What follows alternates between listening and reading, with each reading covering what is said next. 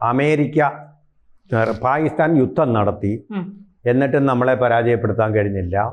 America Pakistan ചെയ്തത് അവരുടെ ഡ്രോണുകൾ കൊണ്ടും അതുപോലെ തന്നെ അവരുടെ മിസൈലുകൾ കൊണ്ടുമുള്ള യുദ്ധമാണ്.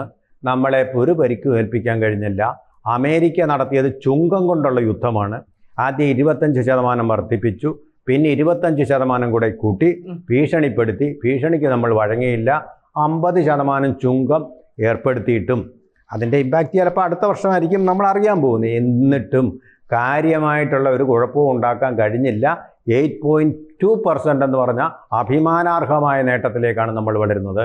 ലോകത്തിലെ ഒരു സാമ്പത്തിക ശക്തിയും ഒരു രാജ്യവും ഇതുപോലെ വളർച്ച തുടരുന്നില്ല. കൺസിസ്റ്റൻ്റ് ആയിട്ടുള്ള ഗ്രോത്ത്.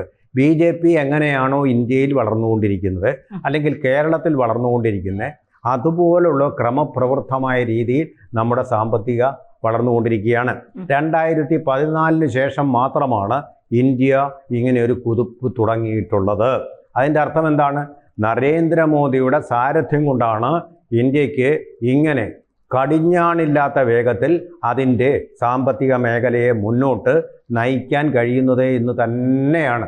ഇതിൻ്റെ ഒരർത്ഥമെന്ന് പറഞ്ഞാൽ ചുങ്കം എന്ന് പറയുന്നത് വെറും വങ്കത്തരമായി പോയി എന്ന് ട്രംപ് മനസ്സിലാക്കി തുടങ്ങിയിരിക്കുന്നു.